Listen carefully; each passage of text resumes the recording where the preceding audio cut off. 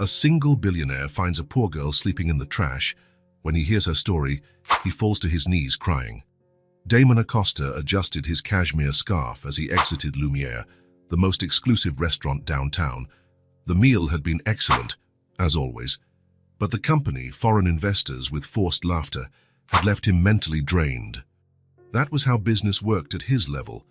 Endless dinners with people pretending to like one another. A message from his personal driver blinked on his phone's screen. An unexpected traffic jam would delay him by 15 minutes. Damon put the phone back into his overcoat pocket and decided to walk for a while. The cold night air seemed more appealing than waiting in the restaurant lobby, where he would almost certainly be approached by acquaintances. The bright lights of the main avenue soon gave way to narrower, darker streets. At 32, heading up a financial empire with a fortune estimated in the billions, Damon still carried the instincts of his difficult childhood. He knew which alleys to avoid, where not to make eye contact, how to appear unapproachable. A biting wind blew through the street, making him quicken his pace. That was when he saw it, almost by accident, a small figure among black trash bags piled against the wall of a commercial building. Initially, he thought it might be an animal, perhaps a stray dog looking for shelter from the cold. Something made him stop, a detail out of place, a strand of dark hair visible between the bags. "Oh my God," he murmured, approaching cautiously. It was a child, a girl. She didn't look older than 6, curled up between the trash bags, using one as a makeshift pillow. She wore an oversized sweatshirt, dirty and torn. Her sneakers were tied with mismatched pieces of string, completely worn out. Clutched against her chest was a scorched teddy bear missing an eye, bearing obvious burn marks. Damon froze where he stood. Every day, he saw homeless people. He had learned, as everyone in his social class did, not to look directly at them, to donate money to charities that handled those problems, and then move on with a clear conscience. But here she was, real, immediate, with no filter. "Hey," he called softly. "Hello?" The girl's eyes opened, not with a start, but with a resigned slowness. Dark brown eyes gazed at Damon with an expression that unsettled him deeply. It wasn't a look of fear or hope. It was simply an acknowledgement of his presence, as she might acknowledge the rain or the wind. A look that accepted pain as a normal part of life. "Are you okay?" he asked, realizing how absurd the question was the moment he voiced it. "Where are your parents?" The girl slowly sat up, still hugging the teddy bear. Her eyes drifted around the alley before returning to Damon. "They died," she answered in a clear voice, surprisingly steady. "In the fire." Damon felt a tightness in his chest. A fire. When did that happen? 3 full moons ago, she replied, pointing to the sky. 3 full moons, approximately 3 months, alone, on the streets. "Can you tell me what happened?" Damon asked, crouching to her level and keeping a respectful distance. The girl stroked the scorched teddy bear. "We lived in a little house, on the edge of the city." Her voice was monotonous, as though reciting a story that wasn't hers.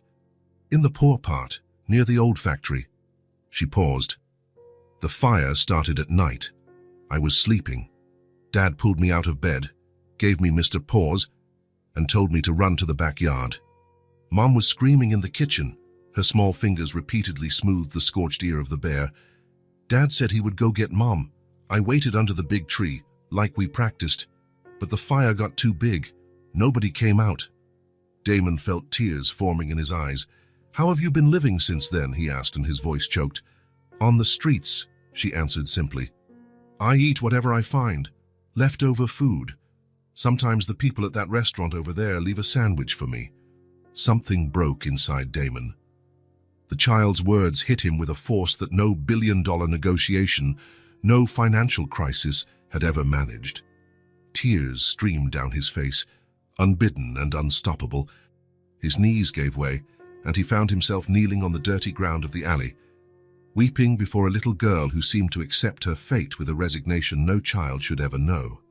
"What's your name?" he asked between sobs, trying to regain control. "Ellie," she replied, still stroking the teddy bear, "and he's Mr. Pause." Damon swallowed the lump in his throat. "Are you hungry, Ellie?" She didn't answer, but her stomach growled loudly. She squeezed the bear tighter, as if embarrassed. Damon's phone vibrated, his driver, letting him know he'd arrived at the designated spot. Damon looked at the girl, the cold night, the piles of trash. The decision required no thought. "Ellie," he said gently, "I have a big house and with warm food and a comfortable place to sleep. Would you and Mr. Paws like to come with me? Just for tonight, if you'd prefer." The girl watched him for a long moment, as though she could read his intentions. "Why?" she finally asked. The question caught Damon off guard. It was direct, honest, and unsettlingly mature. "Because," he began, unsure how to respond, "because no one should have to sleep on the street, especially a child." Ellie continued observing him, as if processing the information. "Can Mr. Paws come too?" she asked, her voice finally showing a trace of childishness. "Of course he can," Damon replied, feeling fresh tears well up. Ellie stood up slowly. She picked up a small torn backpack from beneath the trash bags, apparently containing everything she had in the world, and held out 3 small fingers for Damon. "Okay," she said simply. The driver kept a neutral expression when Damon appeared with a dirty, ragged child, but his eyes in the rearview mirror betrayed his surprise. He was paid handsomely for his discretion. "Home, sir?"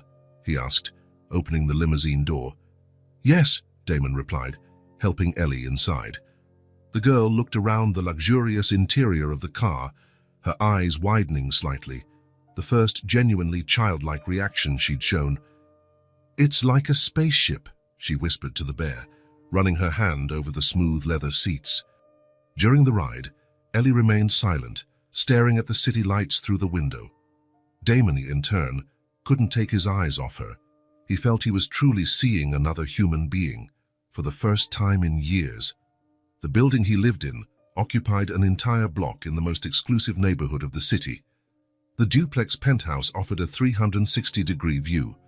The doorman, the security guard, and the elevator operator greeted Damon with their usual deference, diplomatically avoiding direct gaze at his small companion.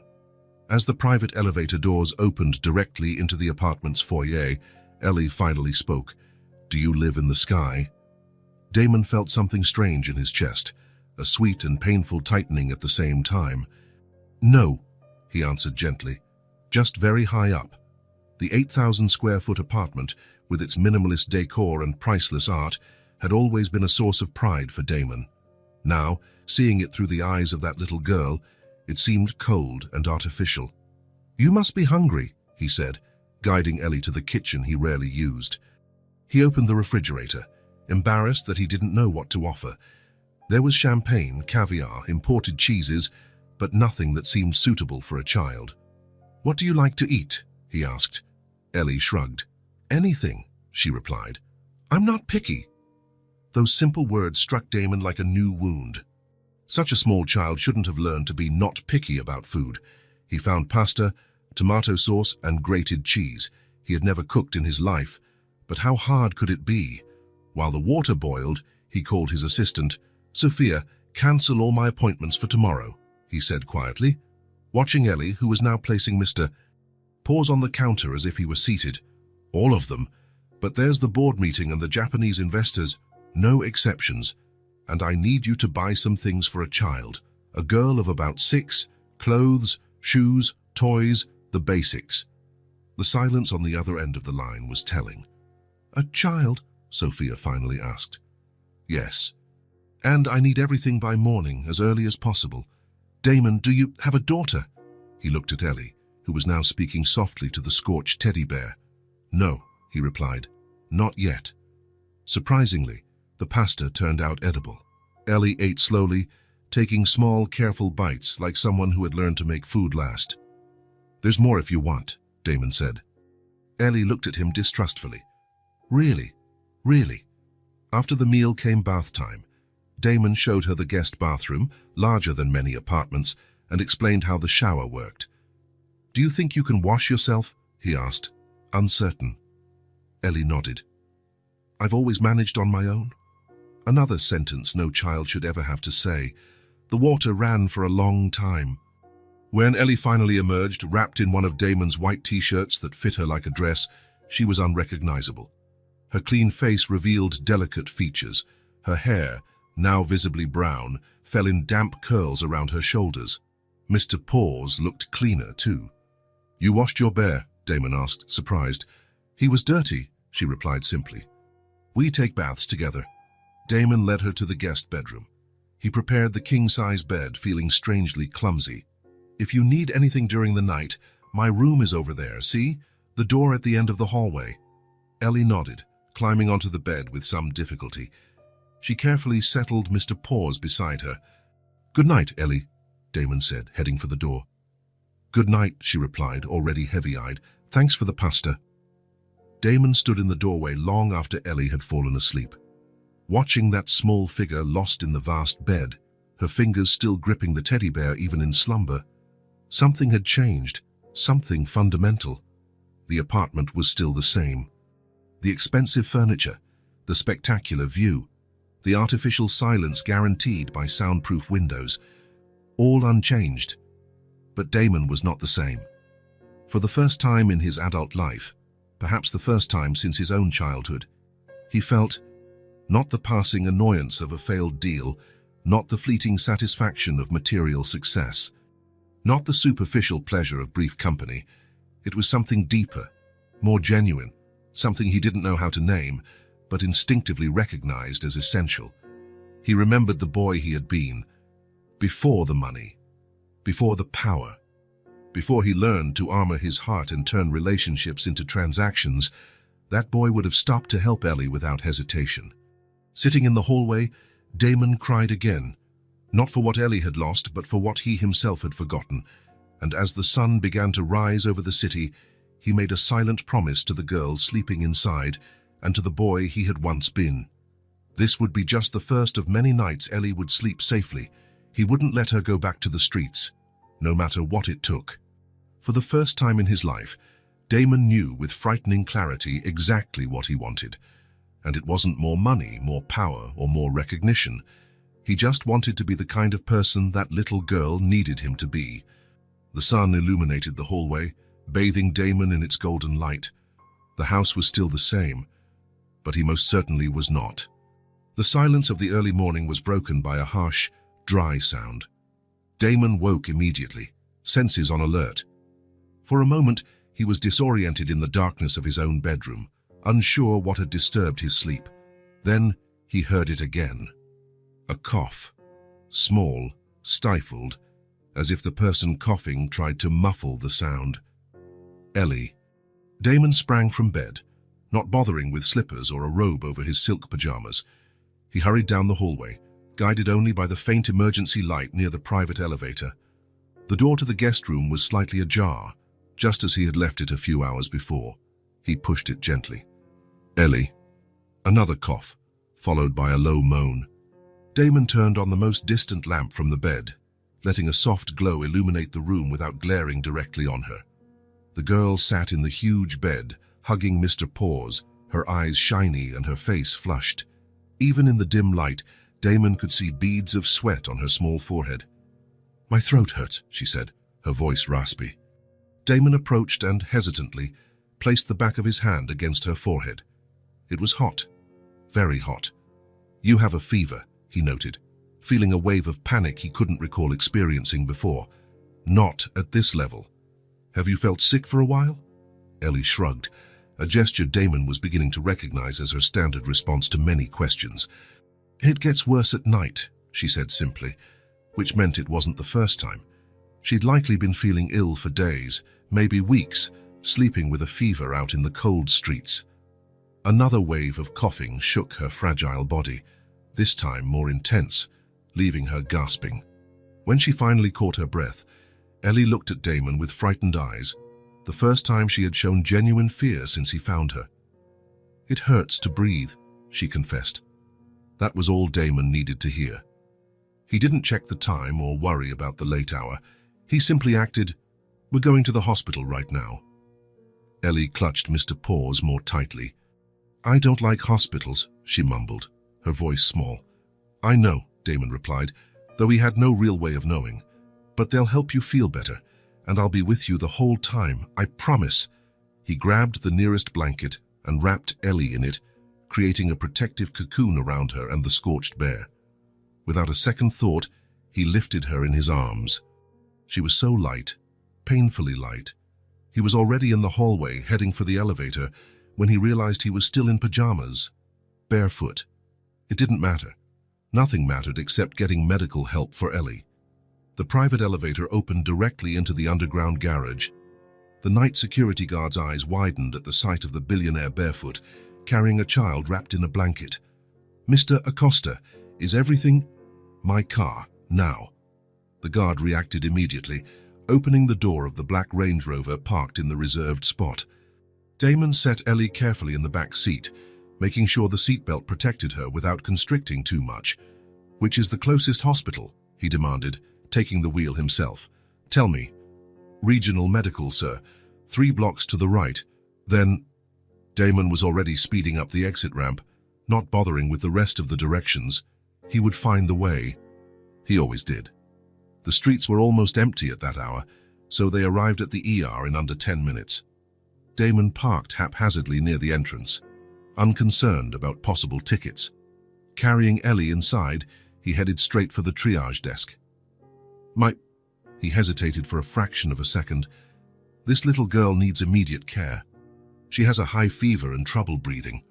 The nurse on duty glanced up from her computer screen, assessing the unusual scene. A man barefoot, in pajamas, carrying an obviously feverish child wrapped in a cashmere blanket. Her professional gaze quickly took over, and she picked up the internal phone without asking unnecessary questions. "Dr. Mendez, triage, please. Pediatric patient with respiratory difficulty." Within seconds, a small team approached with a gurney. Damon was reluctant to let Ellie go, but he knew he had to trust the professionals. "Remember what I promised," he whispered to the girl. "I'm staying with you the whole time." Ellie nodded weakly, still clutching Mr. Paws as she was placed on the gurney. Her eyes never left Damon's. "Are you the father?" asked the doctor leading the team, already steering the gurney into an exam room. "I'm responsible for her," Damon replied, walking alongside. The doctor gave a small nod, accepting the non-answer for now. There was a patient to treat. "What's her name?" "Ellie. Age?"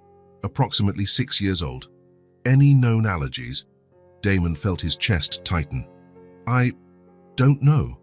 The doctor studied him briefly before turning her attention to Ellie, who was now being hooked up to a vital signs monitor by a nurse. "Ellie, honey, are you allergic to any medicine?" "Anything that makes you feel sick." The girl shook her head, clutching the bear against her chest. "Medical history, previous illnesses." The doctor turned back to Damon. Again, he felt the pain of not knowing. He had met this child less than 24 hours ago. "I'm not aware of anything," he admitted. "But she was homeless until last night."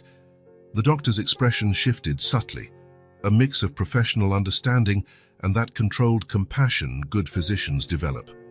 "Understood," she said simply, then turned to the nurse. "We'll need a full panel, CBC, CRP, electrolytes, glucose, and a chest X-ray." The next hour was a blur of activity. Damon stayed by Ellie's side through every procedure, holding her small hand while she eyed the needles, masks, and machines with distrust. When she was taken for an X-ray, she was allowed to bring Mr. Paws as long as he stayed out of the exposure area. Finally, they were placed in a small observation room. Ellie was already breathing better, thanks to a nebulizer and fever medication.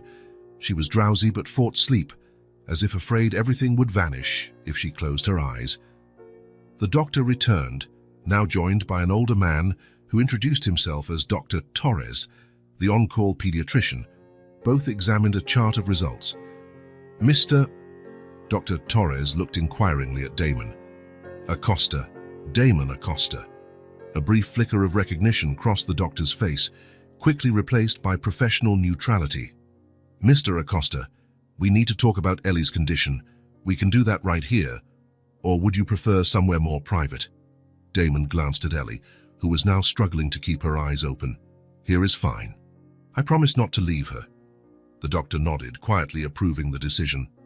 "Ellie has an early-stage pneumonia, likely the result of an untreated viral infection that worsened. It's not severe yet, thankfully, but it could have become serious quickly without treatment. He paused, allowing Damon to absorb the information. Additionally, she shows signs of moderate malnutrition and multiple vitamin deficiencies. Nothing irreversible, but concerning for a child in a crucial developmental phase. Damon nodded, each word hitting like a blow. Even knowing she had been living on the streets, hearing the clinical impact was devastating. There are also, the doctor hesitated, lowering his voice, some signs of old physical trauma, small fractures that healed without proper medical attention, a toe that was broken and never treated, some scars. Damon closed his eyes briefly, fighting a wave of anger. Not at the doctor, but at a world where a child could suffer like this. Toxicology is clean, which is good news, Dr. Torres continued. And despite everything, her kidney and liver function are normal. Children can be incredibly resilient. Ellie had finally drifted into sleep, still clutching the bear. The oxygen mask created little clouds of condensation with each breath. "What's the treatment?" Damon asked, keeping his voice low so as not to wake her. "Antibiotics for the pneumonia, vitamin supplements for nutritional deficiencies, and plenty of rest. I'd like to keep her in observation at least until tomorrow afternoon." Damon agreed with a nod. "Mr. Acosta?" The doctor hesitated, clearly choosing his words carefully. "Under normal circumstances, with a vulnerable child and no clear custody documentation, we'd be required to notify Child Protective Services immediately." Damon felt his body tense, preparing for the battle he knew would eventually come, but had hoped to delay until he had a concrete plan. The doctor continued, "However, I see you have a genuine interest in her well-being. May I ask what exactly your relationship to Ellie is?" Damon glanced at the sleeping girl, at the face that even in slumber held an expression of someone who had seen far too much far too soon. "I found her last night," he replied honestly, "sleeping among trash bags, hugging that bear. She told me about the fire that killed her parents, about surviving on the streets." He took a deep breath before continuing, "I couldn't leave her there. I just couldn't." The doctor studied Damon's face for a long moment. Whatever initial reservations he had, something in Damon's expression seemed to reassure him. "Is she your daughter?" he finally asked, direct but without judgment. Damon looked at Ellie again, an answer formed in his heart before he could think it through logically. "Not yet," he said with surprising certainty, "but she's with me." The words hung in the air, laden with meaning, a declaration, a promise. Dr. Torres nodded slowly. "I understand. Well, legally, I will still need to file a report, but I'll note that Ellie is under your temporary care while formal steps are taken." He gave Damon a small smile. "That should give you some time to arrange the situation." Damon felt a surge of gratitude. "Thank you, Doctor. Just take good care of her," the doctor replied, heading toward the door. "Kids like Ellie have already seen the worst the world can offer. It's time they see the best." The next morning, Ellie woke up noticeably better. Her fever had subsided, and her breathing, though still a bit rough, was easier. Damon, who had slept in a chair by her bed without leaving her side for a moment, immediately perked up. "Good morning," he said with a tired smile. Ellie glanced around, disoriented for a moment, before recognizing Damon. Her eyes widened in surprise. "You really stayed," she murmured. "I promised, didn't I?" Damon answered, feeling a lump in his throat. How could something as simple as keeping a promise mean so much to her? A nurse came in with a breakfast tray, a small bowl of oatmeal, toast, jam, a glass of orange juice, and a cup of tea with milk. She placed it on the bed tray and adjusted the bed so Ellie could eat upright. "Enjoy, princess," she said with a warm smile. "If you need anything, just let us know." Damon thanked her, then turned his attention to Ellie, who was staring at the tray as though it contained priceless treasures. "All this is for me?" she asked, incredulous. "All yours," Damon confirmed, helping her position the tray. "I'll get myself a coffee at the cafeteria later." Ellie was already stirring the oatmeal, tasting it cautiously, as if afraid it might vanish. "It's good," she noted, surprised. "Tastes like real milk." Damon watched her eat, each small bite carefully chewed. Even hungry, she ate with a restraint no 6-year-old should ever need to have. Meanwhile, Damon's assistant had arranged for clothes and personal items for both of them.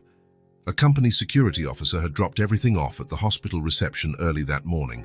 At least now, Damon was properly dressed and no longer barefoot. Ellie finished half the oatmeal, a whole slice of toast and all the juice before pushing the tray away. "I can't eat more," she said, gently nudging the tray. "My stomach's too small." The comment, made so naturally, struck Damon like a bullet. Her stomach was small because she was used to having far too little for far too long. "That's fine," he reassured her, removing the tray. "You can eat more whenever you feel hungry again." Ellie nodded, leaning back against the pillows, still clutching Mr. Paws. She looked like she wanted to say something but hesitated. "What is it?" Damon asked gently. She bit her lip, pondering. "Can I tell you something?" "Anything," Damon replied, leaning in closer. Ellie stared at her own hands for a moment before speaking. "There were days I went to sleep hungry," she said with that disarming childhood frankness. "I used to draw pictures in my mind to forget." Damon felt his heart clench. "Draw in your mind." She nodded. "It's when you close your eyes and pretend you're drawing pretty things. I drew flowers at Pambu and the sun, and a new house." She paused, her fingers absently stroking the bear's scorched ear. "But what I really wanted was to go to school," she continued, voice soft but clear. "To learn my whole name." Damon, who had just picked up his coffee cup, felt his fingers grip it so tightly he feared it would break. "How your whole name?" he asked, once he trusted himself to speak again. Ellie nodded. "I only know how to write Ellie. Mom started teaching me, but we didn't have time to finish." Her eyes lifted to meet Damon's. "My name is Eleanor, but it's hard to write."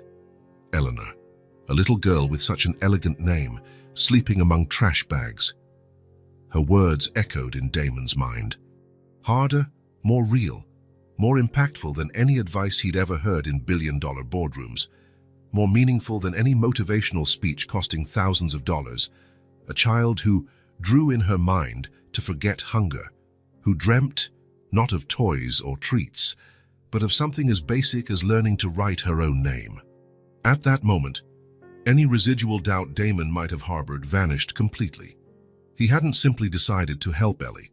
He'd decided to rebuild her world, give her everything she deserved, and he had no doubt she was staying, not just temporarily, not just until a more proper solution was found. She was staying with him, permanently, because now he understood, with crystal clarity, that he needed her as much as she needed him.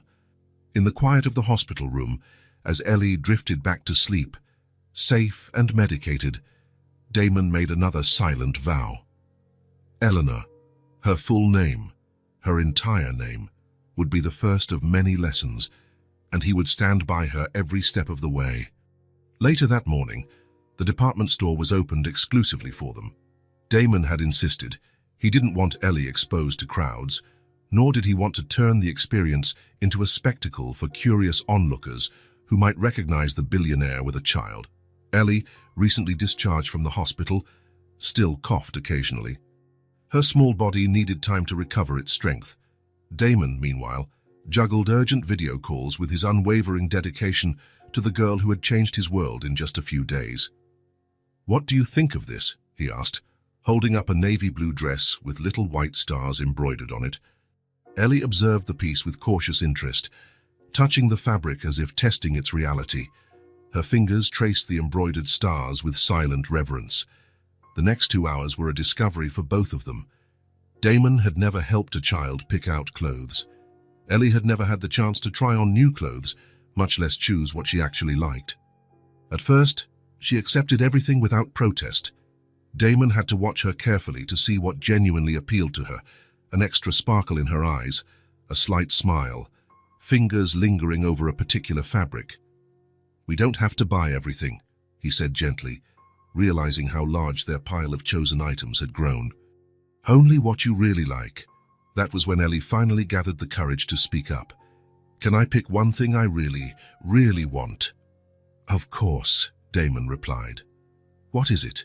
Ellie shyly pointed to a pair of purple sneakers with little lights that blinked with each step. "They glow," she explained, as though she needed to justify her desire. Damon felt a knot in his throat, a pair of light-up sneakers. So simple, so common for most children, a basic joy Ellie had never experienced. "We'll buy every model they have," he told the sales assistant, then knelt to help Ellie try on the purple pair. The girl's eyes widened as she took her first steps and saw the tiny lights flashing. A smile, the first truly spontaneous one Damon had seen, lit up her face. "Look, Mr. Paws," she exclaimed to the teddy bear who remained her inseparable companion. "We're glowing." From clothes and shoes, they moved on to the toy section. Damon dismissed the help of the store clerks. He wanted to watch Ellie, to see what truly caught her attention, without interference. The girl walked slowly down the aisles, eyes wide. She stopped in front of a shelf of stuffed animals. "They're new," she observed with a wisdom beyond her age. "Mr. Paws is old, but he knows more stories." Damon smiled. "Mr. Paws is special, but maybe he'd like some friends." Ellie considered the idea seriously. Finally, she chose a grey elephant with a gentle expression. "He looks kind," she explained. "He can be friends with Mr. Paws." From stuffed animals, they moved on to games and puzzles. Ellie showed particular interest in colourful building blocks and a box of crayons. "Do you like to draw?" Damon asked. "Never did it for real," she replied. "Only in my mind." Those words, which Ellie said so naturally, hit Damon hard. He remembered her confession at the hospital, how she drew in her mind to forget her hunger. "Then we'll get you all the supplies you need to draw for real," he declared, adding sketchbooks, coloured pencils, paints and brushes to the already overflowing cart. In the children's book section, Ellie grew especially quiet. She touched the brightly coloured covers with reverent care. "Do you like stories?" Damon asked. Ellie nodded. "Mom used to read to me. I can't read by myself yet." "I can read to you," Damon offered, "until you learn." For the first time, Ellie picked something off the shelf without asking. A book featuring a girl and a bear on an adventure through a forest on the cover. "He looks like Mr. Paws," she explained, showing him the illustration, from one book to many, from building blocks to educational games, and more clothes. The shopping trip became a journey of discovery. The cart was replaced by 2, then 3, until employees had to begin packing items into large bags. On the way home, Damon noticed Ellie kept her face close to the car window, watching the streets with particular attention. "What are you looking at?" he asked gently. "The people," she answered simply. "So many are sleeping outside." Damon followed her gaze. Indeed, a few homeless individuals were visible on that stretch of road, people he had likely passed hundreds of times without truly noticing. "Yes," he agreed, unsure what else to say. "That lady," Ellie pointed to an elderly woman sitting on a piece of cardboard on the sidewalk. "She used to give me a slice of bread whenever she had some." Damon felt a pang in his chest. The girl recognized people she had encountered during her months on the streets. People who, with the little they had shown kindness to an abandoned child. He ordered the driver to stop. Before Ellie could ask why, Damon got out of the car and walked over to the woman. He spoke to her briefly, placed something in her hand, and returned to the vehicle. "What did you give her?" Ellie asked, curious. "Enough money for a place to stay for a few weeks," he answered honestly, "and my card, so she can contact me if she needs more help." Ellie nodded, as if it made perfect sense. "She's kind," Ellie affirmed. "She always shared, even when she didn't have much." The rest of the ride was punctuated by similar observations. Ellie discreetly pointed out specific people: a senior man with a skinny dog, a young mother begging with a baby in her arms, a teenager sleeping in a building entrance. She had a story for each. The old man had once shared a can of tuna with her. The young mother let her sit beside them on days of heavy rain, sheltering under a small store awning. The teenager had shown her the best places to find still edible discarded food. Damon listened silently, seeing his city, her city, through Ellie's eyes. A city of invisible connections among the forgotten. A network of solidarity among those society preferred not to see. When they arrived home, the packages were laid out in the living room. "Ellie," still wearing her purple light-up sneakers, looked at the mountain of bags with an expression somewhere between wonder and confusion. "It's all mine." "All yours," Damon confirmed. With heartbreaking caution, the girl began opening the packages. Instead of the eagerness one would expect from a child faced with so many new toys, she examined each item carefully, as if wanting to memorize every detail. Gradually, the toys began occupying the large Persian rug in the living room. Colorful blocks turned into towers. Stuffed animals were arranged in a circle, like a solemn gathering. Books were stacked by size. Damon, seated on the sofa, watched with a smile. He couldn't remember the last time he'd cancelled so many appointments in a row, or the last time he'd spent so much time at home. And, surprisingly, he didn't miss the adrenaline of meetings, negotiations, and professional achievements. He was completely absorbed in the transformation happening right there on his imported rug, the transformation of Ellie from a street child into simply a child. Suddenly, he noticed she was watching him. There was something different in her eyes now, an unspoken question. Ellie stood up, holding a box of building blocks. She walked over to him, her sneakers flashing with each step, and held out her small hand. "You can play too," she said, her voice an earnest invitation. Damon looked at that outstretched hand, at the face that, for the first time since they'd met, truly looked childlike in its hopeful expression. Without hesitation, he set his phone aside and slid off the sofa to join her on the rug, kneeling beside her. "What are we going to build?" he asked. "A house," Ellie replied, already sorting blocks by color. "A really big one, for all of us." "All of us?" "Me, you, Mr. Paws," she explained, arranging the blocks with adorable seriousness. "And all our new friends." Damon found himself completely immersed in the game. They built a house first, then a tower, then a bridge, structures that had no name but made Ellie smile each time Damon added something unexpected. Without noticing, an hour passed, then two. The afternoon sun cast colorful reflections through the penthouse's large windows, painting the rug with patches of light that seemed part of their game. Then, as he watched Ellie carefully place a blue block on top of their joint creation, Damon felt something strange in his chest, a warmth and expansion as though his heart had learned a new rhythm. He realized it with crystal clarity that he had never felt anything like this. Not during major professional achievements, not in million-dollar acquisitions, not in nights at exclusive resorts. There, kneeling on a rug, building a castle of colorful blocks with a little girl fate had put in his path.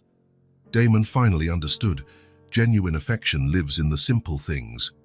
It lives in sneakers that light up, in block castles, in shy smiles, in tiny hands inviting you to play. In the following days, after Ellie's complete recovery, Damon decided it was time to introduce her to the world beyond his apartment. Part of him dreaded this moment, the collision between the protective bubble he'd created for her and the reality of the city. They started with walks in the park. Ellie, initially timid in open spaces, soon discovered the joy of swings and slides. Watching her play among other children, hesitant yet increasingly confident, brought Damon a satisfaction he couldn't quite name. It was during the return from one of those outings, following a different route at Ellie's request, that they passed through a more modest part of the city. The girl clung firmly to Damon's hand, leading him as though she had a specific destination in mind. They stopped in front of a small, simple-looking diner. Through the window, they could see a middle-aged man working in the kitchen. "Mr. Carlos," Ellie explained, pointing. "He used to leave sandwiches for me at the end of the day." Damon studied the diner, clearly a family-owned business, struggling to stay afloat. The kind of place he'd never have gone to, the kind of person he'd never have met. "Shall we go in?" he suggested. Ellie's eyes widened. "Can we?" "Of course." The bell above the door chimed as they entered. The man in the kitchen looked up reflexively, still chopping vegetables. Then he paused, looking more closely. "Little Ellie?" he called out, incredulous. Ellie offered a shy smile, partially hiding behind Damon's legs. "Hi, Mr. Carlos?" The man set down his knife and approached, a genuine smile lighting up his tired face. "I thought you'd gone away. It's been weeks since you last came by.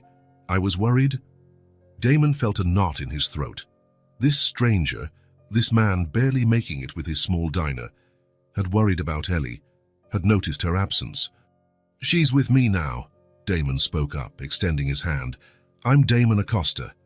The man wiped his hands on his apron before shaking Damon's. "Carlos Mendez, pleasure to meet you."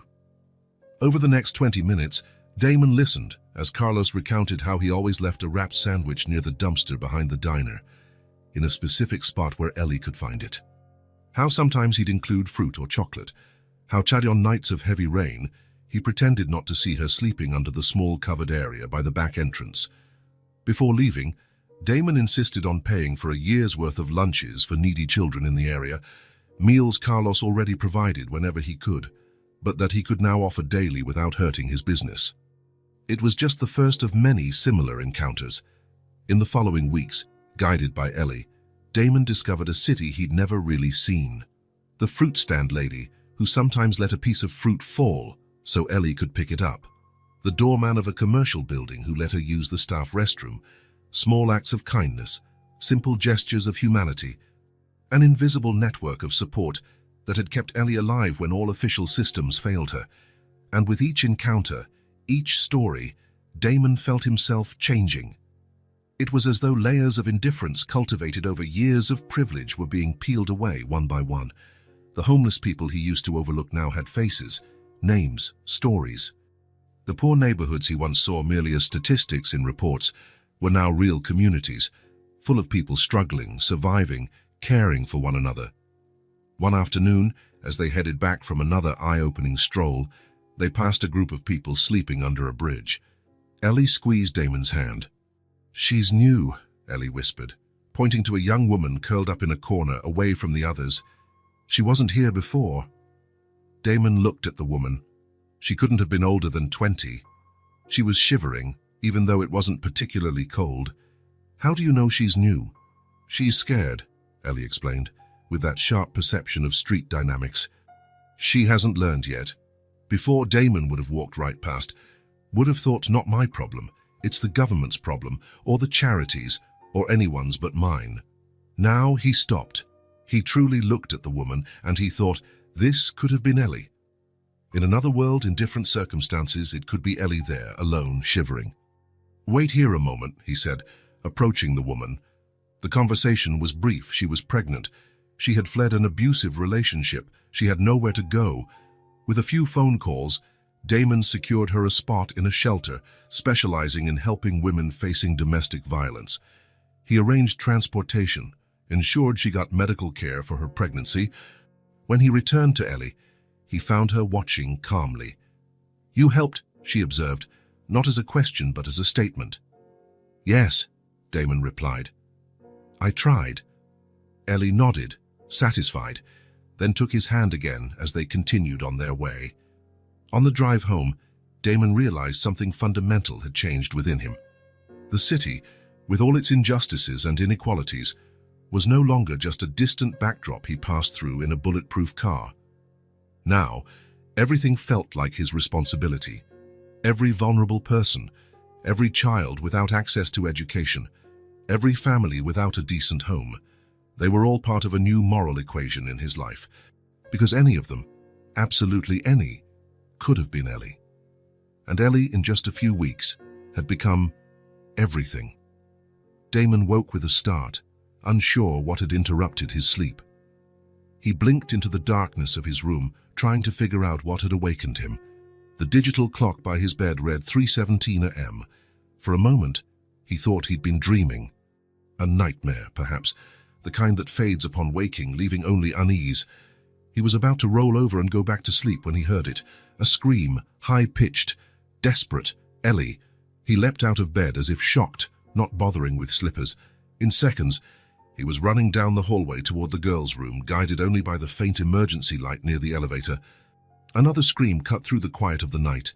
"Dad, get me out of the fire." The words spurred Damon to run faster, his heart pounding against his ribs. He shoved the door so hard it banged against the wall. In the soft glow of the little lamp they left on, Ellie couldn't sleep in complete darkness since the fire. Damon saw her sitting up in bed, eyes wide with terror, but not really seeing what was in front of her. Mr. Paws had fallen on the floor, as if thrown aside in the chaos. "Dad!" she screamed again, her small hands flailing as though pushing away something invisible. "It's burning! Get me out!" Damon crossed the room in 2 long strides and sat on the edge of the bed. When he touched her shoulder, he realized her nightshirt was soaked with sweat. Her hair clung to her forehead and temples. "Ellie," he said softly, trying to pull her out of whatever nightmare she was trapped in. "Ellie, it's me." "Damon," but she remained locked in the dream, eyes open but unseeing, reliving the flames of a memory that refused to fade. "It's hot," she murmured, now trembling uncontrollably. "Everything's on fire." Damon gripped her small shoulders, firmly but gently. "Eleanor," he said, using her full name, which he rarely did. "Wake up. You're safe." It was a nightmare. Finally, her eyes seemed to focus. She blinked several times, as if adjusting to reality, leaving the nightmare world behind. When she recognized Damon, her face twisted into a mix of relief and profound hurt. So strong he felt it physically in his own chest. "Damon!" she whispered, voice raw from screaming. I saw the fire again. Then, without warning, she flung herself at him, throwing her arms around his neck and clinging to him as if he were the only solid thing in a collapsing world. Damon hugged her back, feeling her fragile body shake against his. He could count every rib through the thin nightshirt. A reminder that, despite weeks of proper meals, Ellie's body still bore signs of prolonged deprivation. "They couldn't get out," she mumbled into his shoulder, words muffled and broken by sobs. "I called them, but they didn't come." Damon closed his eyes, feeling his own throat tighten. It was the first time Ellie had spoken so directly about the trauma of the fire since that first night in the alley, as if the nightmare had shattered some internal barrier. "I know," he whispered, stroking her damp hair. "I know, sweet girl." What else could he say? No phrase or generic comfort could ease the depth of her loss. So instead of more words, he simply held her. Let her cry against his chest. Let her tremble in his arms. Let her release the terror that had built up in a child who had watched her world burn. Gradually, the gut-wrenching sobs turned to spaced hiccups. Her breathing, once ragged, began to even out. But her small fingers remained locked in his t-shirt, as if afraid he too might disappear. Damon reached for Mr. Paws, who lay on the floor, and placed him gently between them. "Look who's worried about you," he said softly. Ellie looked at the scorched teddy bear, her constant companion on the streets, her last link to her old life. "He has nightmares sometimes too," she murmured, stroking the bear's ear with trembling fingers. "Sometimes he cries softly when he thinks I'm asleep." Damon felt something break inside him. Ellie's sensitivity, even in her own suffering, her ability to project and care for a toy's feelings, because it was easier to deal with the bear's sorrow than her own. "You know what?" he said, adjusting the sweat-soaked pillow. "I think you both need to sleep somewhere safer tonight." Ellie lifted her eyes to him, questioning, "How about you two sleep in my room? My bed is huge for just one person. That way, if the nightmare comes back, I'll be there to chase it away." The girl nodded slowly, relief evident on her exhausted face. Damon scooped her up effortlessly, along with Mr.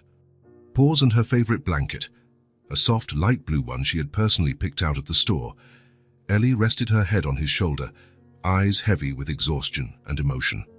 On the way to his room, Damon reflected on how much his life had changed in a matter of weeks. It had been years since anyone else slept in his bed. The few women who had passed through never stayed for breakfast, let alone midnight comfort after a nightmare. Now, he was carrying a frightened child to sleep by his side, and nothing in the world felt more necessary or natural.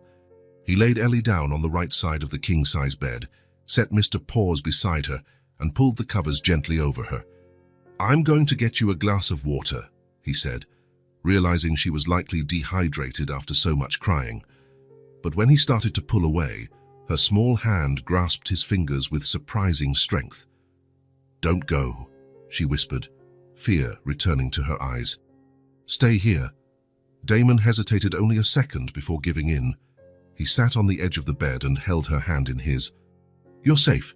he said, mustering all the conviction he could. "I'm here, I promise." Ellie studied him carefully, as though weighing that promise. Finally, with a soft sigh, she closed her eyes. Her fingers, however, stayed firmly around his, like an anchor to reality. Damon remained like that, seated on the edge of the bed, holding Ellie's hand, until her breathing deepened into sleep. Even then, he didn't let go. Instead, carefully, he lay down beside her, keeping his hold on her small hand. In that space between waking and sleep, he had a clarity he'd never experienced. This girl, this small hand in his, this absolute trust was all that mattered. Not the billion-dollar contracts, not the hostile takeovers, not the corporate empire he'd built. None of it compared to the responsibility of keeping that one promise. "I'm here." He remembered how he had found her in that dark alley, sleeping among trash bags. How she had survived alone for months, hiding, scavenging, braving cold and fear. How, in spite of it all, she could still smile when her shoes lit up, still worry about a teddy bear's feelings, still trust someone again. And he knew, with a certainty that transcended any rational thought, that he would never let go. That he would do whatever it took to ensure this extraordinary survivor never faced the world alone again. Ellie shifted in her sleep, snuggling closer to him, still holding tight to his hand. And Damon, once labeled a ruthless strategist by the business press, who sealed billion-dollar deals without blinking, discovered he was prepared to rearrange the entire universe for this little person sleeping beside him. She slept in his arms, and he did not let go. After that night of nightmares, Damon couldn't bring himself to return to work the next day. For the first time in years, he cancelled all his meetings without giving much explanation. Sophia, his assistant, had to juggle excuses for important clients and partners while her boss stayed home, sitting at the edge of a child's bed, watching Ellie sleep. Her breathing had normalized, but the terror of the previous night lingered like an invisible presence in the room. Damon couldn't shake the image of Ellie screaming for her father amidst the flames of a traumatic memory. When he finally resumed his routine 2 days later, he did something he never imagined. He completely reorganized his schedule to be home every night before 8. Eating dinner with Ellie, helping her bathe, reading a bedtime story. Those moments became non-negotiable in his calendar. "Damon, you know we can't postpone the meeting with the Japanese again," Sophia warned, entering his office with a pile of folders. "They've rescheduled twice already and are starting to suspect something's wrong with the deal." Damon tapped his fingers on the desk, glancing at the clock. It was 6:15. "Schedule it for tomorrow, 9 in the morning," he replied, shutting his laptop. "I need to go home." The entire office was buzzing with rumors about the change. The once relentless Damon Acosta, who used to work late into the night and demanded the same from his team, now had strict departure times. Speculation ran wild, a serious illness perhaps, a secret affair. The truth, which few knew yet, was far more transformative. Damon was in the process of securing temporary custody of a little girl he'd found on the streets. "The papers are ready," Helena Martinez, his lawyer, announced that morning, handing him a folder. "The hearing is set for tomorrow at 10 a.m. Judge Henderson is known for being thorough, but we have a solid case. The medical, psychological, and social reports are all in our favor." What if he denies it? Damon voiced the fear that had haunted him for weeks. Helena regarded him over her glasses. "He won't. But if the unexpected happens, we'll fight. You have the resources for that." Damon nodded, closing the folder. He wasn't used to situations where his money and influence couldn't guarantee the outcome. The uncertainty of the process, the possibility, however small, of losing Ellie, provoked an anxiety he'd never felt in multi-million-dollar deals. He decided not to tell Ellie about the hearing. He didn't want to raise her hopes or, worse, spark fears. Ellie was finally starting to feel safe, to believe that her place with Damon wasn't temporary. He didn't want to endanger that fragile sense of security. On the morning of the hearing, he woke earlier than usual. He chose his most conservative suit, no ostentation today, and triple-checked that every document was in order. Entering the kitchen, he found Ellie already seated, playing with her breakfast cereal. "Good morning," he greeted, unable to hide the nervousness in his voice. Ellie looked up at him, that disconcerting perceptiveness shining in her gaze. "You're going somewhere important," she stated, not a question. Damon hesitated. He had underestimated her ability to read situations. "Yes," he finally admitted. "I have a very important meeting today." "Is it about me?" she asked, lowering her spoon. Damon's brief silence answered for him. "It's so I can stay here for real." Ellie pressed, her eyes now locked on his, a mix of hope and fear. "Yes," Damon conceded, sitting down across from her. "Our judge is going to officially say you can live with me." Ellie processed this, stirring her cereal absent-mindedly. What if he says no? The same question that tormented Damon. "He won't," Damon said with more confidence than he felt. "But even if he does, we'll keep trying. I promise I won't give up, Ellie." She nodded slowly, seeming satisfied with the answer. Then, to Damon's surprise, she extended her small hand across the table. "Good luck," she said seriously. Damon took that tiny hand and felt a fierce determination surge within him.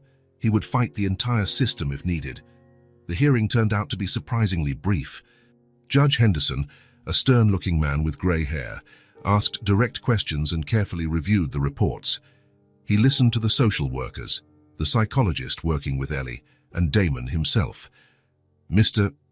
Acosta," the judge finally said, "this court grants temporary custody of the minor Eleanor Santos to you for 6 months, after which we will reassess for a decision on permanent guardianship. Monthly progress reports are required." Damon felt a wave of relief so intense he feared his legs might buckle. Temporary custody. The first official step. Legal recognition of something his heart already knew. Returning home, he found Sophia waiting in the lobby, looking urgent. "The video conference with Los Angeles started 20 minutes ago," she informed him, handing over a folder. "The board is waiting. It's the vote on the TechVision acquisition." The TechVision acquisition. The deal Damon had been crafting for months. $4 billion. A transaction that would shape the entire next fiscal year.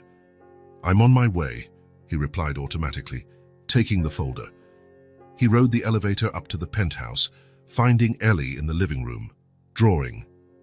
When she saw him, her face lit up. "What did the judge say?" she asked, setting down her colored pencils.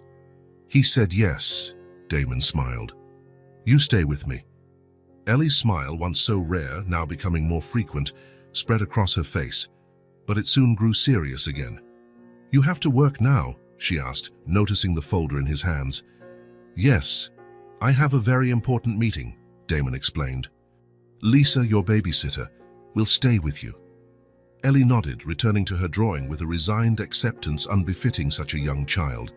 She was used to not being anyone's priority, not demanding attention, not minding when she was left behind. Damon felt a pang in his chest. He remembered the night of her nightmare, the promise he'd made. "I'm here." "Ellie," he called, placing the folder on the table. "What do you want to do today?" She looked up at him, puzzled. "Don't you have a meeting?"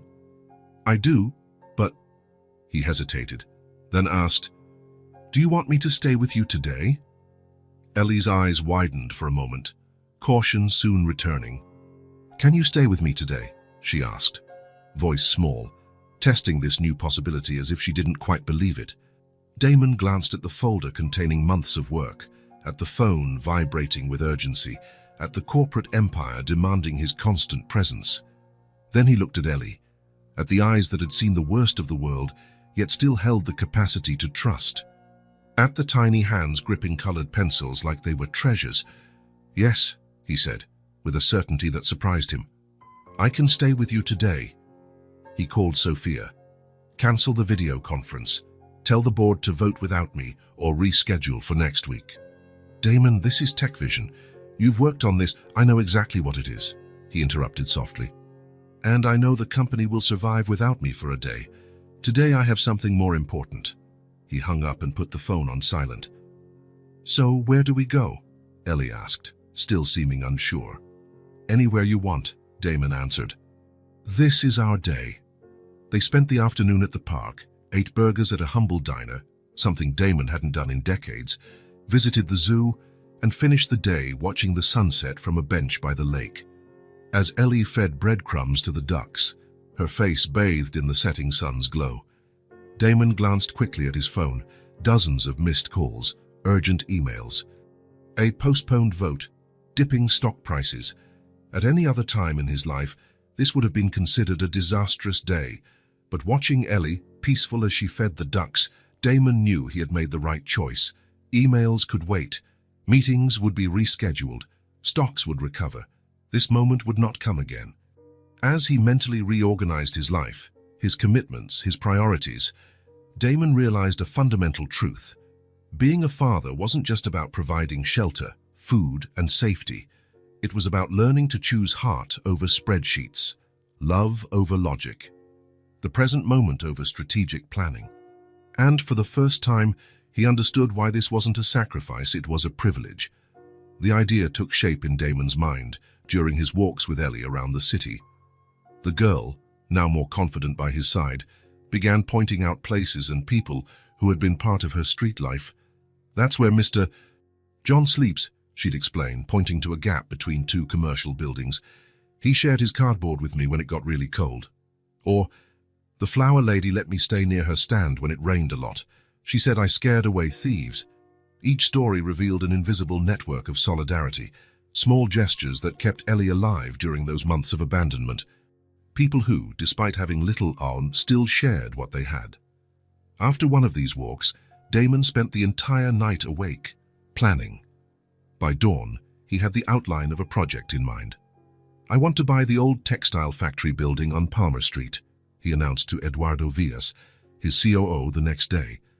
"That one in the rundown industrial district?" Eduardo asked, confused. "That area has little commercial value and—" "It's not going to be a commercial venture," Damon interrupted. "It will be the headquarters of the Aurora Foundation." In the following weeks, the project took shape at a speed only Damon's virtually unlimited resources could manage. Architects, engineers, social workers, and medical professionals were consulted. The abandoned building, once a symbol of urban decline, began its transformation.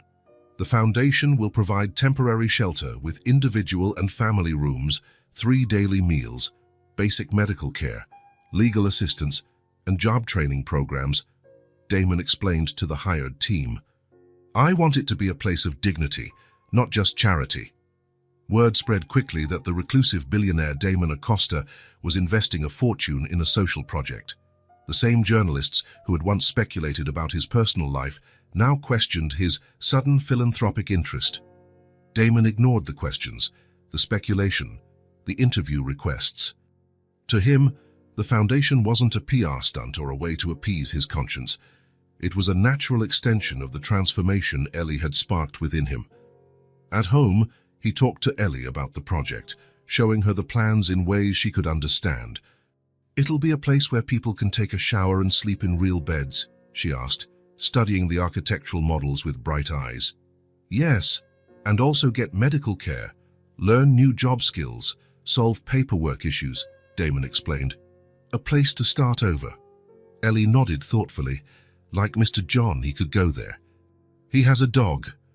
The question made Damon realize something none of his consultants had mentioned: how important pets can be to people experiencing homelessness. Many refuse shelters because they can't bring their companions. "Yes, he could," Damon replied. "And his dog would be welcome too." The next day, a new addition was made to the project, a pet-friendly area with basic veterinary care. That was how the dynamic worked between them.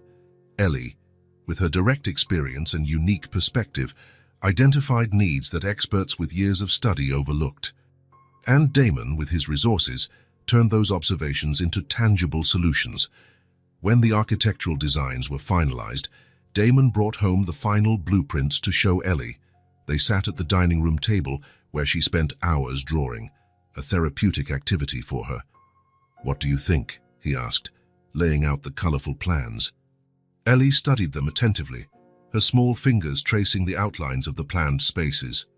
"It looks nice," she finally said, "but something's missing." "What?" Damon asked, intrigued. Ellie didn't answer immediately. Instead, she picked up a blank sheet and began to draw. Damon watched silently as she concentrated, tongue sticking out a bit while she switched between colored pencils. Half an hour later, she held up the finished drawing. "Like this," she announced. It was a house. Not an architecturally accurate rendering, but the universal concept of home children draw. A rectangle with a triangular roof, square windows with curtains, a chimney with smoke, and flowers out front. On the door, in careful writing, the word "Welcome." Damon stared at the drawing for a long time. It was simple, childlike, and somehow more perfect than any polished plans he'd commissioned. "That's exactly what it was missing," he finally agreed. "Can we use it?" Ellie nodded, handing him the drawing with solemn care. On the morning of the official press conference to announce the Aurora Foundation, Damon's office received a special delivery. Ellie's drawing, now framed in a simple yet elegant frame. Without fanfare, he placed it in the center of the stage where the announcement would be held. When journalists and guests arrived, many wondered why a child's drawing hung among sophisticated scale models and high-tech presentations. Damon offered no explanation at first. Only when he took the microphone did he connect the dots. "The Aurora Foundation was born from a simple question," he began. "Why do we allow people to live on the streets in one of the wealthiest cities in the country? Why do we accept this as normal?" He paused, looking at the framed drawing. "It took a child to show me what had been in front of my eyes for decades, to teach me to see not just abstract problems, but real people. To remind me that effective solutions begin with something as simple as an open door and a single word, welcome." Camera flashes captured the moment Damon touched the frame reverently. No one in the auditorium fully grasped the personal transformation that gesture symbolized. The headlines the next day focused on the millions invested, the innovative architecture, the pioneering programs the foundation would implement. They speculated on Damon Acosta's motives behind his philanthropic turn. None captured the simple truth Damon now knew with absolute certainty.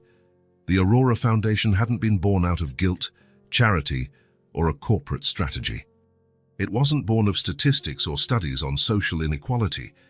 It hadn't even been born solely from his own personal transformation. Its mission had grown from the love of a child who, having known the worst of humanity, could still draw open doors and write welcome. A child who, even after sleeping among trash bags, dreamed of homes where everyone was safe. That night, after the media frenzy died down, Damon found Ellie waiting at home. She greeted him with the question she always asked after his absences. "Did everything go okay?" "Yes," he answered, sitting beside her. "Thanks to your drawing." Ellie smiled, that smile growing less rare every day. "You're going to help a lot of people, right?" "We are," Damon corrected. "This project is just as much yours as it is mine." The girl nodded, satisfied, and went back to her new drawing, another house, another garden, another world where everyone was welcome. And Damon realized, watching her, that he had received far more than he had ever given. In trying to save Ellie, he had found his own salvation. The official envelope arrived on an otherwise ordinary Wednesday, while Damon was reviewing expansion plans for the Aurora Foundation. The family court letterhead made it stand out from the usual correspondence. New hearing date for re-evaluation of the temporary custody of Eleanor Santos. 6 months had passed quickly, 6 months of transformations, lessons, and small daily victories. Ellie's first day attending any form of school, her first birthday party, the first time she said goodnight without fear of the nightmares returning. Damon had known this moment would come. Temporary custody had always been just the first step.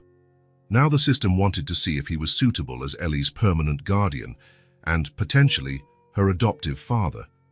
"Mr. Acosta, do you have a minute?" The voice of Lisa, the social worker assigned by the court to monitor Ellie's case, interrupted his thoughts. She made monthly visits, observing Ellie's adaptation and assessing Damon's household. "Sure, come in," he replied, indicating the chair in front of him. Lisa sat down, adjusting her red-framed glasses while consulting her notes. "The re-evaluation hearing is scheduled for next week," she began. "I need to inform you it will be a more rigorous process than when you were granted temporary custody." Damon nodded, waiting for her to continue. "The court has appointed a full multidisciplinary team. You and Ellie will be interviewed separately. There will be additional psychological evaluations, and a deeper investigation into your background and your capacity to raise a child with complex trauma." "I understand," Damon replied, managing to keep a neutral tone despite the tension building in his shoulders. "We'll do whatever is necessary." Lisa hesitated, choosing her words carefully. "Damon, I must be honest. Despite Ellie's obvious progress and the excellent environment you've provided, there are concerns." "What kind of concerns?" "Well, the traditional profile the system prefers for adoption or permanent guardianship is not yours. Typically, it's established families, couples with prior experience raising children, more conventional people." "You're saying I'm unsuitable because I'm single?" Damon asked, a hint of challenge in his tone. Lisa sighed. "It's not my personal opinion. My reports have consistently been positive, as you know. But the evaluation committee and the judge may have reservations, your relative youth, the fact that you're single, your lack of prior experience with children, your demanding work routine, which I've completely adapted over the last 6 months, Damon interrupted. "Yes, and that's in my reports," Lisa assured. "But I'm trying to prepare you for the questions that will come up. It'll be intense scrutiny. We don't want any surprises." After Lisa left, Damon remained in his office, gazing at a framed photograph on his desk, Ellie on a park swing, smiling openly, a snapshot taken just a few weeks before. How could he explain to the court that this rare smile was the best proof of his success as her guardian? In the days leading up to the hearing, Damon prepared as if for the most important negotiation of his life. He reviewed every report, every evaluation, every document pertaining to the case. He consulted experts in family law, child psychology, and other adoptive parents. But mainly, he tried to keep Ellie's routine stable. He didn't want her feeling the uncertainty weighing on him. "Why are you awake?" asked her sleepy voice one night, when Damon, unable to sleep, was reviewing documents in the living room. He looked up surprised and saw Ellie standing in the doorway, hugging Mr. Paws. "Just working a bit, sweetie," he said, trying to sound casual. "Go back to bed, it's late." Instead of obeying, Ellie approached, noticing the papers spread out on the table. "They're about me," she asked, recognizing her name on one of the pages. Damon hesitated, then nodded. They had an unspoken rule of always being honest, even when it was hard. "They're for the court hearing," he explained. "Remember we talked about it? It's when a judge decides if you can stay with me forever." Ellie nodded, serious. Then, to Damon's surprise, she placed a small hand over his. "It's going to be okay," she affirmed confidently. "Ms. Lisa said you're the best new dad she's ever seen." Damon smiled at the term Ellie had invented for him. He wasn't her biological father, so he was her new dad. "She said that, huh?" "Yup, she thought I wasn't listening." Damon felt a surge of gratitude for the social worker and her quiet support. Maybe the system wasn't entirely against them. On the day of the hearing, the family court was especially busy. Wearing his most conservative suit, Damon held Ellie's hand as they walked to the assigned room. Helena Martinez, his lawyer, waited at the entrance. "They're all in there," she said in a low voice. "The full evaluation committee, plus Dr. Phillips as an independent consultant, and Judge Henderson." "Any surprises we should know about?" Damon asked. Helena hesitated. "We received last-minute notification. A distant cousin of Ellie's was located in another state. She's not seeking custody, but the fact that there's living biological family could influence the decision." Damon felt Ellie tighten her grip on his hand. He glanced down, seeing her eyes widen. "I don't know any cousin," she said quietly. "Don't worry." Helena knelt to speak at Ellie's level. "No one can take you away if you don't want to go. The court always considers what's best for you." When they entered the room, Damon was struck by its oppressive formality. Unlike the smaller hearing for temporary custody, this was a proper courtroom. Judge Henderson presided from a high bench, while the evaluation committee, a psychologist, psychiatrist, senior social worker, and family law specialist, occupied a side table. Lisa gave them a discreet smile from her seat near the committee.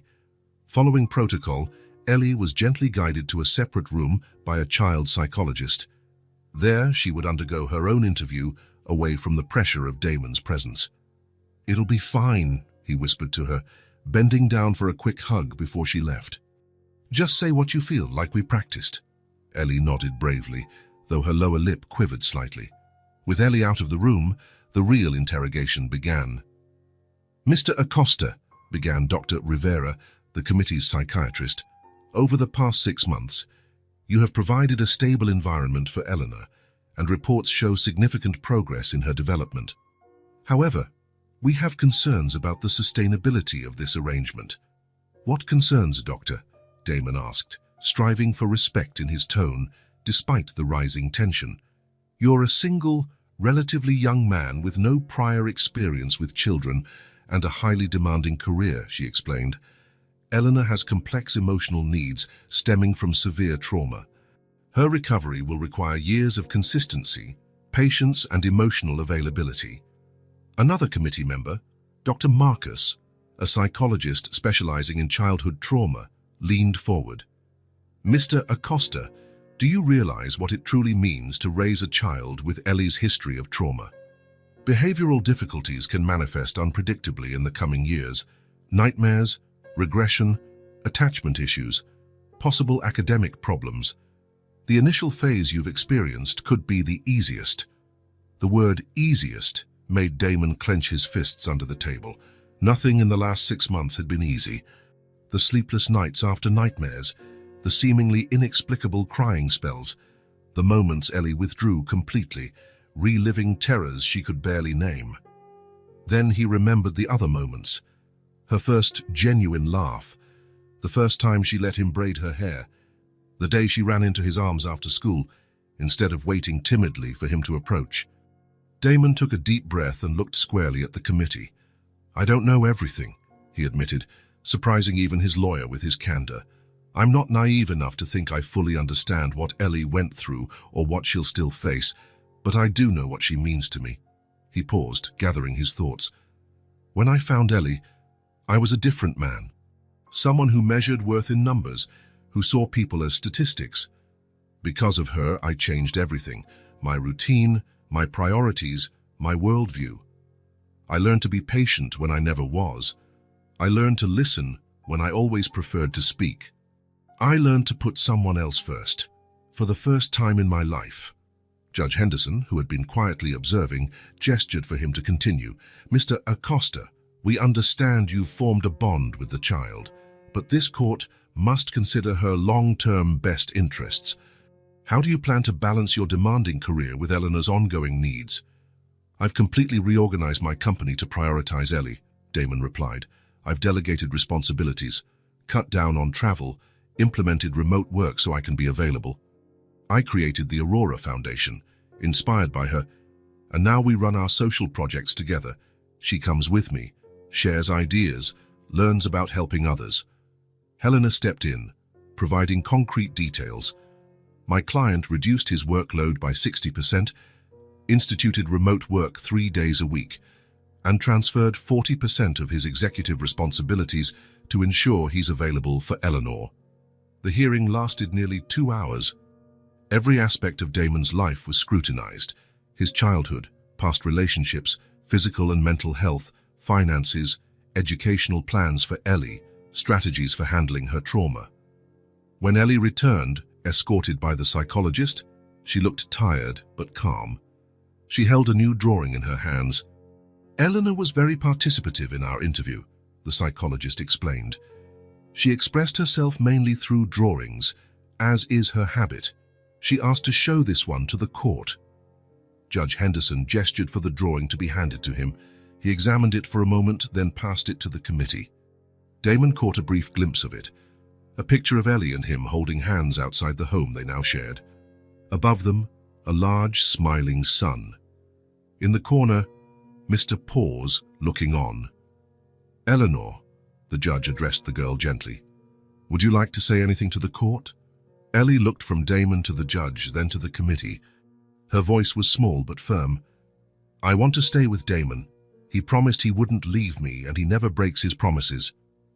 The silence that followed was tangible. "Mr. Acosta," the judge said, "do you have a final statement?" Damon stood, heart pounding.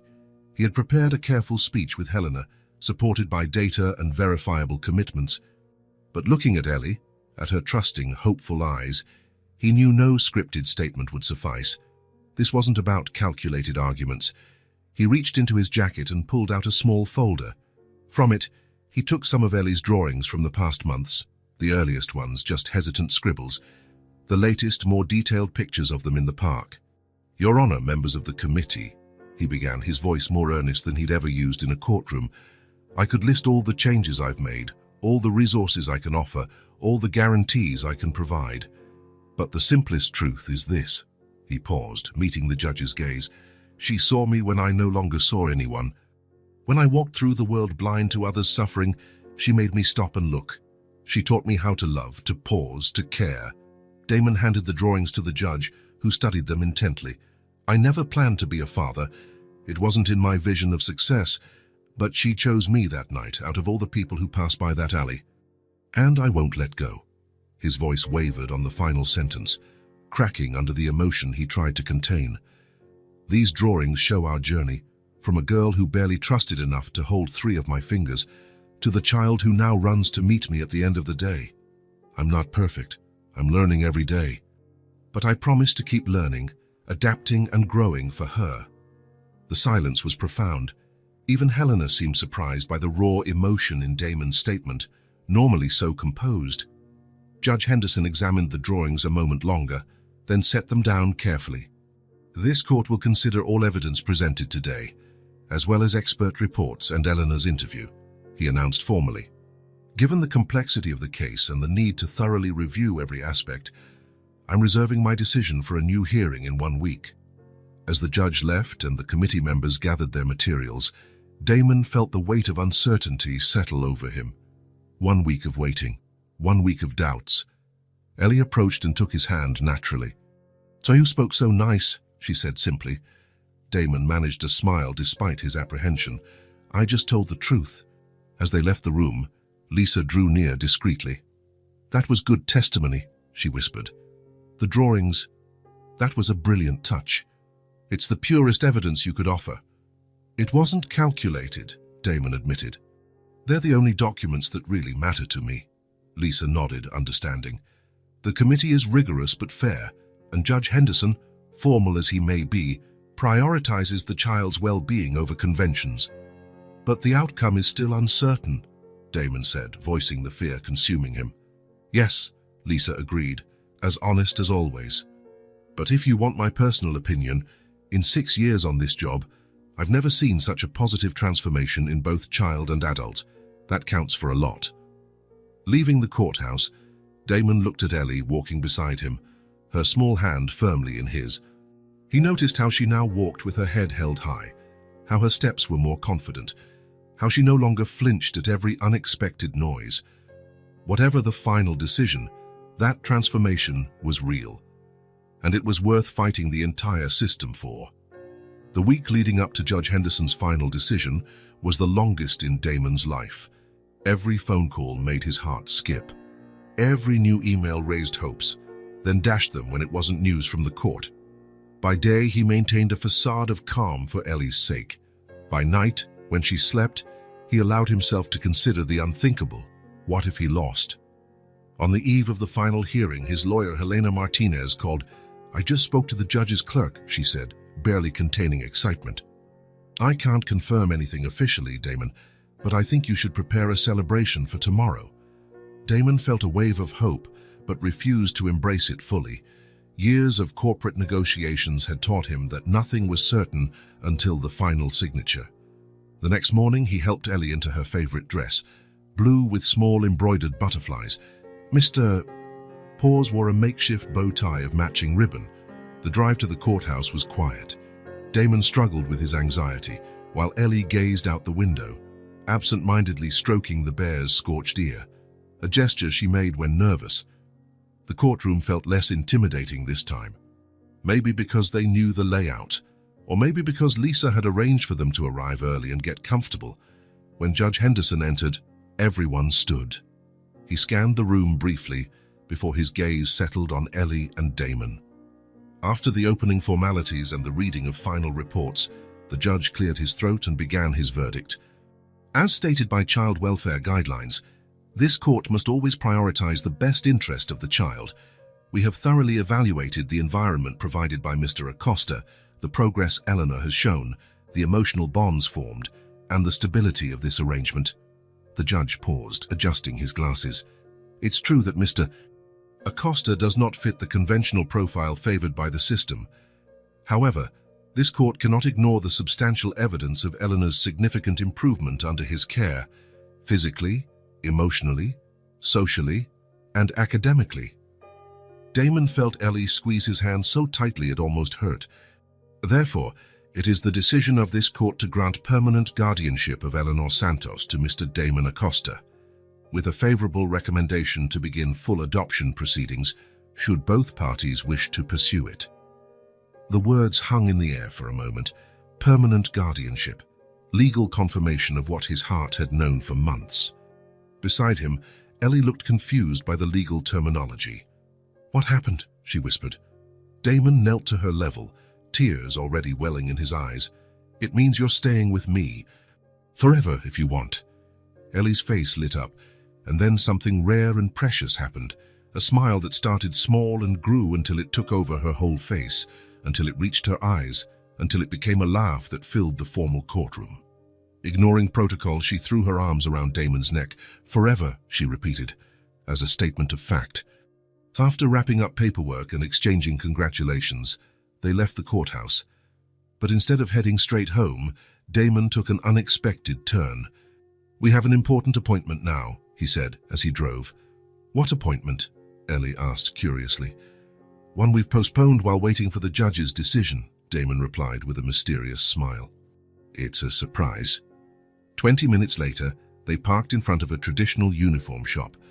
Ellie's eyes widened when she realized, "It's for the new school?" she asked, her voice a mixture of excitement and nerves. During the provisional custody period, Ellie had received tutoring at home.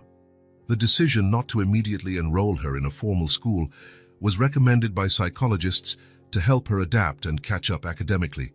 "Yes, for the Rainbow Institute," Damon confirmed. "You start on Monday." The school had been carefully chosen. A small institution with a personalized approach, well equipped to support children with past trauma. Inside the store, a sales assistant greeted them, having already set aside the required items. Navy blue skirt, white blouse, sweater with the school emblem, white socks, and black shoes. "You can try them on in the fitting room, sweetheart," she said kindly. Damon waited patiently, checking a few emails on his phone, when he heard the fitting room curtain open. He looked up and felt an unexpected tightness in his chest. Ellie stood fully dressed in the uniform. The navy blue contrasted with her now healthier, longer brown hair. Her new shoes gleamed. The sweater fit snugly on her small shoulders, no longer bony after months of proper nutrition. But most striking was the expression on her face. She regarded her reflection with a mix of surprise and wonder, as if seeing someone else. "How do you like it?" Damon asked, once he found his voice. Ellie turned slowly, checking every angle. Then she looked at him, her eyes reflecting a question that went far beyond the uniform. "Am I like the other kids now?" she asked, her voice revealing how important that question was to her. The question hit Damon like a punch, like the other kids. Normal, belonging. Everything she wanted after being singled out by abandonment and survival on the streets. Damon knelt in front of her, gently adjusting the collar of her new blouse. "You're better than anyone I've ever known," he answered with utter sincerity. "And this is just a uniform. What makes you special is right here." He lightly tapped her chest, where her heart beat. "Your courage, your kindness, your strength. That's what really matters. But yes, you look like a perfect student in that uniform." The smile she gave him in return felt like a ray of sunshine after a long winter. They bought all the necessary items, extra uniforms, notebooks, pencils, backpacks. Ellie insisted on carrying everything herself, though she could barely manage the bag's weight. Her pride in her new status was clear. Sanisdam's mark of the next morning, the first one in which Ellie was legally Damon's beyond question, both woke earlier than usual. Although school wouldn't start for days, Ellie asked to wear the uniform for a walk in the park. To get used to it, she explained seriously. Lisa said it's good to practice new things. Damon made a special breakfast, pancakes shaped like animals, a skill he'd recently acquired from single-parent cooking tutorials online. After breakfast, they walked hand in hand to the nearby park. Ellie, perfectly dressed in her uniform, kept glancing up every few steps to confirm Damon was still there. A habit that had lessened over time, but still appeared in important moments. "Do you think I'll make friends?" she asked as they crossed the grass. "I'm sure of it," Damon replied. "Who wouldn't want to be friends with someone as amazing as you?" Ellie considered his answer, serious. "But what if they ask about before, about the fire and the street?" Damon paused, sitting down on a nearby bench and motioning for her to join him. "You only share what you want to share when you want to share it," he explained. "Your story is yours, Ellie. You decide who deserves to know it." She nodded, absorbing his words. "But I can tell them about you," she decided, "how you found me, and about Mr. Paws." "Sure," Damon smiled. "That's an important part of our story." They sat there for a while, watching other children play. Damon noticed how Ellie observed them closely, analyzing their interactions like an anthropologist studying a new culture. "It'll be fine," he assured her, squeezing her hand gently. "And I'll be with you every step of the way." Ellie smiled, her gaze now less apprehensive, the beginning of a new future for them both. Beneath Masamnas, in the months that followed, life found a new rhythm. The Aurora Foundation expanded, opening 2 additional facilities. The assistance programs, modeled in part on Ellie's original ideas, received national recognition for their innovative, empathetic approach. Ellie adapted surprisingly well to school. After an initial phase of shyness, she blossomed academically and began forming a small circle of friends. Her teachers often commented on her remarkable empathy and maturity. The official adoption was finalized 6 months after Damon was granted permanent guardianship. In a simple ceremony, Elena Santos officially became Elena Santos Acosta. To celebrate, Damon hosted a small party with the people who had been pivotal in their journey: Lisa, Helena, Dr. Torres, Carlos from the diner, and a few of Ellie's classmates. The biggest change, however, happened in Damon's professional life.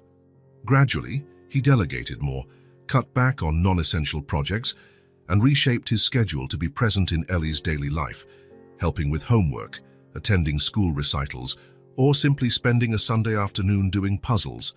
Damon worked less. He lived more.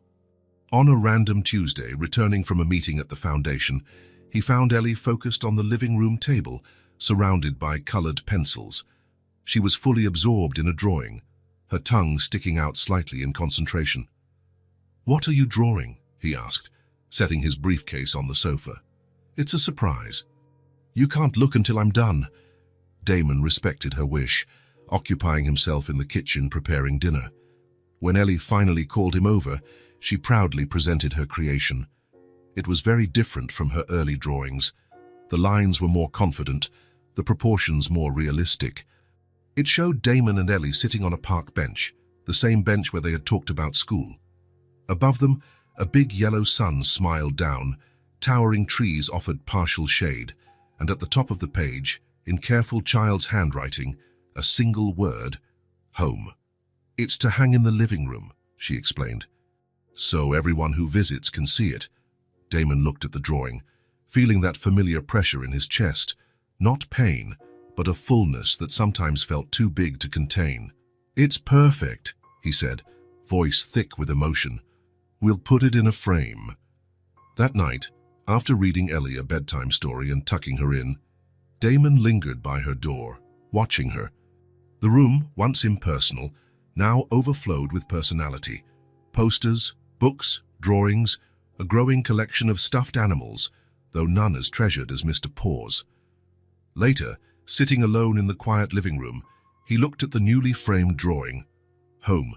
Not the luxury apartment or the prestigious address, but the feeling, the belonging, the certainty that, wherever they were home when they were together. That was when Damon fully understood.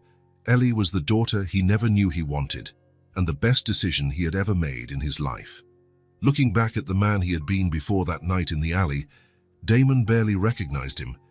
That man, so obsessed with acquisitions and wins, would never have understood that his greatest triumph wouldn't be measured by bank digits or business headlines, but by the hesitant smile of a child learning to trust again, and by a simple drawing of two people holding hands beneath a smiling sun at home. If this story touched your heart, subscribe to the channel and turn on notifications so you don't miss the next ones.